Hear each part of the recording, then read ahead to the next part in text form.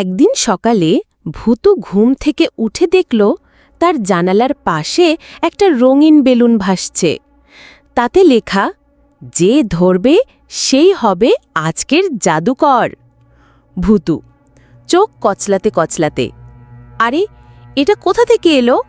আমি তো জন্মদিন করিনি। চলো দেখি কোথায় নিয়ে যায়। ভূতু বেলুনটাকে ধরতেই ফুম, সে ভেসে গেল আকাশে। ভূতু গিয়ে পড়ল এক জাদুর দ্বীপে, যেখানে সবকিছু উল্টা। গাছে চিপস ফলে, পুকুরে পানির বদলে জেলো। ভূতু খুশি হয়ে, ওয়াও, এখানে তো ভূতের স্বর্গ। হাঁটতে হাঁটতে, এই যে, এটা তো চকলেট পাহাড়।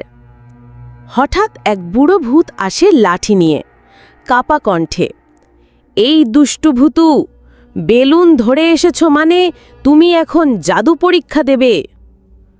ভূতু চোখ বড় করে, কি পরীক্ষা? আমি তো খেলতে এসেছিলাম।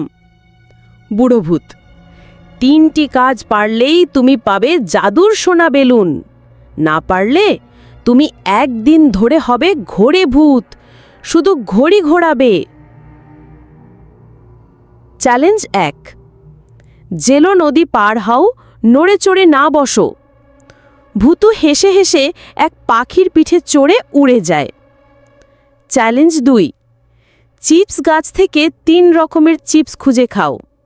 ভূতু গাছ বেয়ে খায় লবণ চিপস, চকো চিপস আর ঝাল চিপস।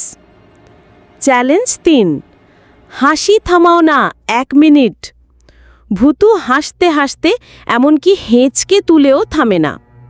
বুড়ো ভূত, হা হা হা, তুমি তো দারুণ পারফর্ম করলে। এই নাও জাদুর সোনা বেলুন, যেটা তোমাকে নিয়ে যাবে যে কোনো জায়গায়। ভূতু খুশি হয়ে, আমি তাহলে চকলেটের দেশে যাব। আবার দেখা হবে বুড়ো ভূত চাচা। বন্ধুরা, আজকের শিক্ষা কি জানো?